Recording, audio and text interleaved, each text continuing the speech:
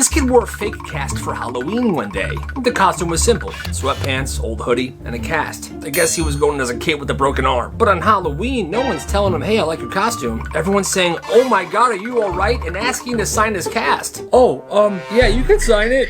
People are holding doors open for him. The teachers are letting things slide. So he keeps the cast on another day. The lunch lady's giving him extra food. One guy even carried his backpack for him. So he wore it for the whole week. People are constantly asking, hey bro, how'd it happen, man? And this guy's so dumb, he changed his story every time. Skateboard accident, or bike crash, or I fell out of a tree. And no one's comparing notes, so nobody notices it. Then things start escalating. The teacher lets him not carry his textbooks. He got extra time on an assignment.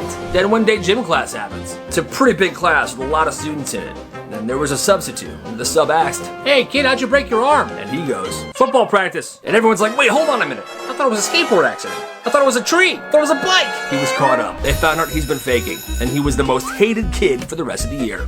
That's hilarious. Sleepover tonight. Heck yeah! This kid went to sleep over at his friend's house for the first time. When he got there, he noticed there was a stopwatch hanging on the wall right outside the bathroom door. Now, he didn't think too much of it at first, but that night, he went to take a shower because they were playing with dirt earlier. He goes in, closes the door, locks it, he's showering. Right when the water turned on, he heard a beep.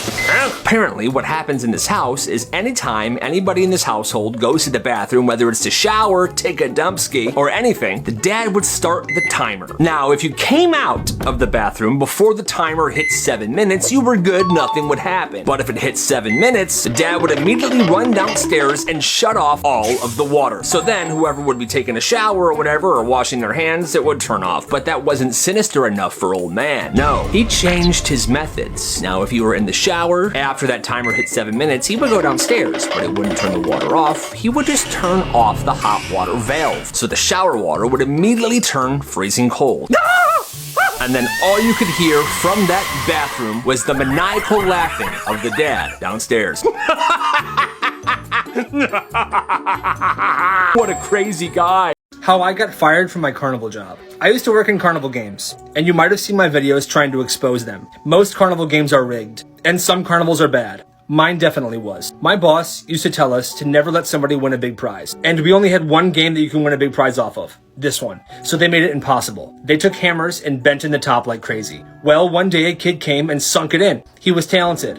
I said, you know what? Here you go, buddy. You've earned it. Well, my boss saw me and fired me. So watch my videos and don't let them fool you. It's time to take over the carnival games. Follow for more. Black markets kids ran in their schools. At this one kid's high school, there was a kid that would always wear black. He kind of had a gothic type style. He looks like the quiet kid, if you know what I mean. He always carried around a giant duffel bag. Nobody really knew why he carried it around, and people were scared of him. Till one day at lunch, a student saw this kid open his duffel bag. And inside of it, there were 3 12-packs of canned soda, Coke, Sprite, and Voltage Mountain Dew. Turns out, this kid was just selling goods. He would sell that soda every single day, and he would pretty much sell out. And when more people realized that it was only soda in the duffel bag, his business grew even bigger. When he ran out of soda, he restocked and sold more. One kid found out later that the reason that he was doing this was because his family was struggling with homelessness. And this business he ran in school was to help his family buy food. Mad respect. On the first day of class, this teacher walked in and wrote his name on the board. Mr. Stevenson. He told everyone to open their textbooks. And that was his entire teaching method. That entire class, he made the students copy, word for word, everything that was in chapter 1. Well, students started asking questions. Why did the Roman Empire fall, Mr. Stevenson? He would just say, it should tell you in your textbook. Who won the War of 1812? It should tell you in your textbook. Well, what year did World War II end? That's not in the chapter, but the textbook should tell you. Shortly after that, the principal walked in.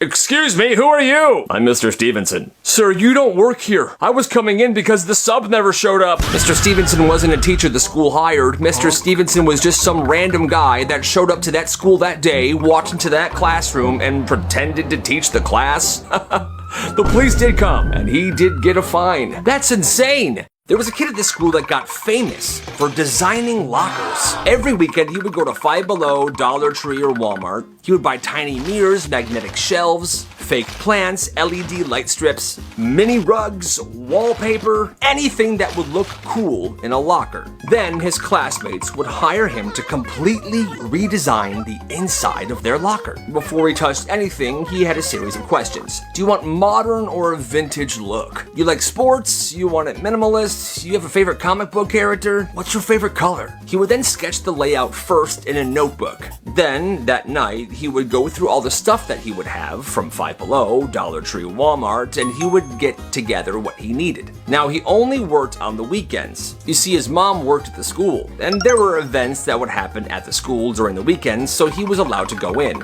And that's when he would design their locker. By Monday, the kids would come in, go to their locker, and it was completely redone. Beautiful. It wasn't free at all. You had to pay him money, 20, sometimes 50 bucks, depending on what you wanted. This business was so respected and well known, some parents would even contact him to surprise their kids with a redesigned locker. One year, the school held a best decorated locker contest, and he didn't enter, but out of the top 10 lockers, he designed 8 of them.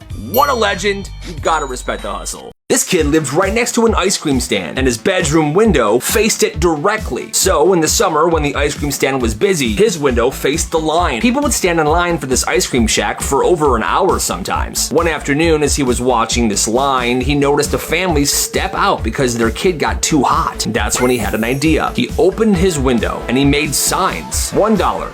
Water. Umbrella rental, $3. His initial idea was to give people water while they waited and maybe an umbrella to shade them from the sun. And business was popping immediately. But this wasn't enough for him. He went to the store with his parents one day and bought stacks of ice cream bars, kind of like what an ice cream truck had. And then he made menus. He began selling his own ice cream that he bought from the store right next to the line of the actual ice cream shop. And when the wait was too long, they went over to him. Yeah, I'm not waiting in this line anymore. I'll get 2 SpongeBob popsicles. He made absolute bank. There was a bit of a war between him and the manager of the ice cream shop, but there was nothing he could do about it. It went on all summer, and he made like 600 bucks. You gotta respect the hustle. This kid's dad owned a self-storage facility. Those places that have tons of those storage units that look like garages. Well, one summer, this kid asks his dad, "Dad, can I please use one of the storage units as a hangout place for my friends?" His dad said, "Okay, son, you can use 1 unit." So every Saturday, this kid would go, unlock the unit, and he would bring a bunch of stuff there. Him and his friends dragged in an old couch, a TV, a mini fridge, a folding table, a carpet. They had an extension cord. They were playing Xbox. At first, it was just 4 of them. This is awesome, right, guys? Then somebody else. Pretty soon, every afternoon, there was like 20 middle schoolers hanging out at this storage unit. It was like the world's smallest clubhouse, but it was awesome. There were rules. There was snacks and drinks in the fridge, their very own secret headquarters. The funniest part, all these kids' parents thought they were just hanging out at somebody's house. And this went on for the entire summer. Then one afternoon, one of these kids' moms has her pick him up at this place. She gets there and she's like, "This isn't somebody's house."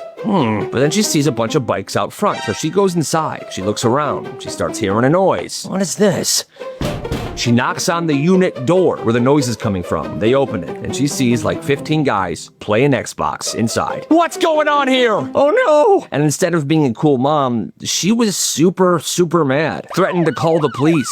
Threatened to expose this kid's dad. And after that, it was shut down. And all I know is, that mom sucks. This kid came back from summer break like 4 inches taller. Hey, what's up, guys? And everybody noticed immediately. Bro, what happened to you? Yeah, you're like tall now. And he just says, growth spurt. And the thing is, he had been the short kid forever. So now he's walking different, he's feeling different. He's standing straighter, he's talking in class, making jokes. People are complimenting him constantly. And he's popular now. But then a few months later, it's gym class. Everyone's playing kickball outside. And this kid is taking it seriously. He's talking trash. Nice shot, idiot. What's up? I'm gonna win. Well, he's up, and the ball gets rolled towards him. He takes one big kick, and his shoe flies off. Oh no. Now, that's not a big deal, but then he had to go get his shoe. At first, everyone's like laughing, like, your shoe fell off, no big deal. But as he begins to walk towards his shoe, they notice that he's limping. Yo, bro, why are you limping? You good? Yeah, I'm fine. Don't worry. I'll get my shoe. Wait, hold on. What the heck? Everyone runs over. They pin this dude down in the grass and they pull his other shoe off. Let me see this other shoe. What? Inside his shoes are these giant 4-inch height inserts, like full elevator platforms. These were the things that were making him taller. I can explain. Yeah, so can we. You're a loser. And the rest of the year after that, kids were brutal to him. Kind of feel bad, but you guys, doesn't matter how short or tall you are, just rock it. This teacher had a student that was obnoxious, and anytime she tried to punish him for it, he didn't care. If he got his attention, he would come back smiling. If she called home, he did not care. He liked lunch detentions. He asked to be suspended. Nothing worked, and the kid knew it, and still every single day he would come to class and just be annoying for the sake of it. Limu, lamu, limu, lamu, limu, lamu, limu. Oh my god, I hate my life. And if he wasn't making weird limu, lamu noises, he'd be tapping pencils, humming, kicking the desk, driving everybody insane. One day the teacher snaps. Hey, what do I have to do to make you stop this? The kid thinks about it for a second and then he says this. Bring me stuff. What stuff? Candy, snacks, whatever. Now that's absolutely ridiculous, but the teacher was desperate because she's tried everything. There's no punishing this kid. He just doesn't care. So the next day she shows up with a pack of gum. Hey, here, I brought you this. Thanks. And the transformation is immediate. The kid sits down. He's silent. He does his work. He raises his hand. He's absolutely perfect, and the teacher can't frickin' believe it. Then, the next day, she forgets to bring him something. And immediately, limu, lamu, limu, lamu, limu. Right back to it. And according to the students, she stopped everything she was doing, left the room, ran to the vending machine, and came back carrying 4 bags of mini Chips Ahoy cookies. The kid looked at him, took them, nodded, and went right back to behaving super well. The student trained the teacher to bring him stuff so he wouldn't be annoying. Honestly, kid's a legend. Watch this. Hey Kyle, you're a loser, man. Why do you do this, Chad? What have I ever done to you? You annoy me, I think you're a loser, and nobody likes you. Alright, Chad, yeah, whatever, I don't care. Alright, bye. What are you even gonna do with your life, Kyle, huh? Your parents are probably gonna be so disappointed with you. Oh, you think so, Chad? What are you gonna do with your life? I'm joining the Navy, so... Oh, you're joining the Navy? Yeah, I'm actually shipping out around Christmas time next year after I graduate, so... Oh, okay, well, the only thing your mom wants for Christmas is a folded flag. You better take that back, Kyle.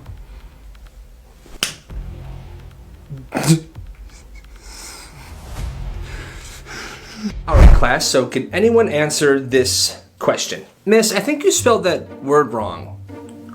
I definitely did. Thank you, Kayla. Let me just correct this really fast. Ha! Nice going, idiot. At least I don't sit by myself at lunch. Oh my god, what a loser. Got him. I hate that guy. Why he smell like cheese? Hey, Kyle. What do you want, Chad? Nice headphones, loser.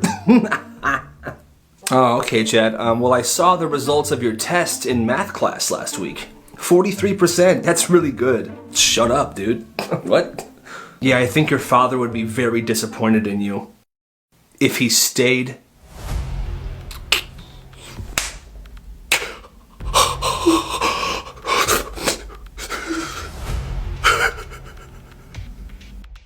This kid started a newspaper at school, and it wasn't the school newspaper. Every Friday, he would show up with around 20 copies of this newspaper he would print at home. And here's the thing.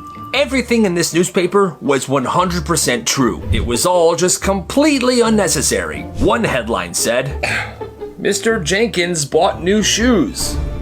All right. Another one was how the science teacher switched from black coffee to coffee with vanilla creamer. There was an entire article covering the fact that some kid's dad bought a brand new lawnmower, and one about another kid's grandpa who got a new hearing aid.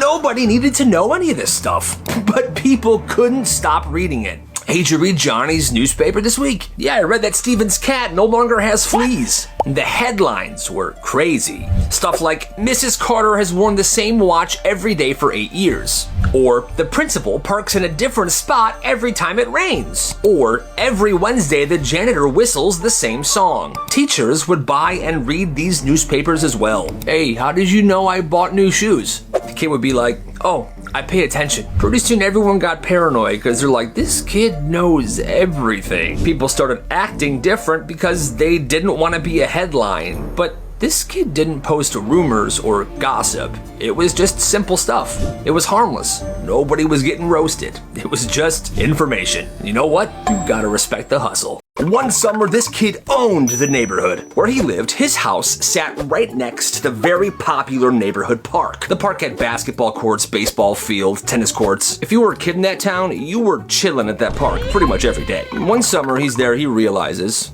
kids seem pretty thirsty. Kids seem pretty hungry. They're walking all the way to their houses to get snacks, and then they're coming back. But then he looks at his garage, which, like I said, is right across the street. And he gets a brilliant idea. The next day, he convinces his parents to take him to Costco. He comes back with coolers, chips, drinks, candy, ice pops, ice cream. Then he opens his garage door, sets up a table, makes signs with poster board and Sharpie, and what he wrote on that sign was snacks for sale. And it works immediately. Step right up, snacks, drinks, ice cream. The baseball kids are stopping by in between games, getting a Gatorade. Basketball team's coming over. He's running a freaking concession stand for the kids at the park. What a genius. Then he starts upgrading. He's putting really nice folding chairs in the driveway. Sets up a speaker. Now kids aren't just buying snacks. They're buying snacks and they're hanging out. One guy finishes a basketball game and goes, all right guys, meet up at the garage. At one point, there were so many bikes piled up on this kid's lawn, everyone assumed that there was a big birthday party or something. But no, it was just business, baby. The kid wasn't charging crazy prices either. He was making a profit, but it wasn't that much of a profit. He was doing this for the neighborhood, for the kids, for summer. And baby, that sounds awesome. Luke goes over to his friend Brad's house for the first time, and right away he can see that the family's pretty strange. This family's pretty strange. Nothing huge, just weird energy. The mom and dad are kind of weird, and the friend Brad keeps saying, hey, whatever you do, bro, do not sit in my dad's chair. Okay, I won't. They hang out all night playing video games, eating junk food, doing normal sleepover stuff. Eventually they go to bed. Then around like 2 in the morning, Luke wakes up to go to the bathroom. The house is completely dark and quiet. So he walks into the hallway half asleep. Then he hears something moving downstairs, like scratching noises. So he looks down into the living room and he is shook. I'm shook because Brad's dad is crawling around on all fours, a full-grown man moving slowly around the carpet like a cat. But then it gets worse. The dad then jumps onto the chair, turned towards the family cat, and begins to lick the cat's head. He's grooming his cat. And the cat's just sitting there like, yep, this is normal. Luke said his brain just completely shut down. He ran out of that house, ran 2 blocks away, called his mom, and his mom came to pick him up. He never went to that house or talked to Luke ever again after that. Oh, that's insane.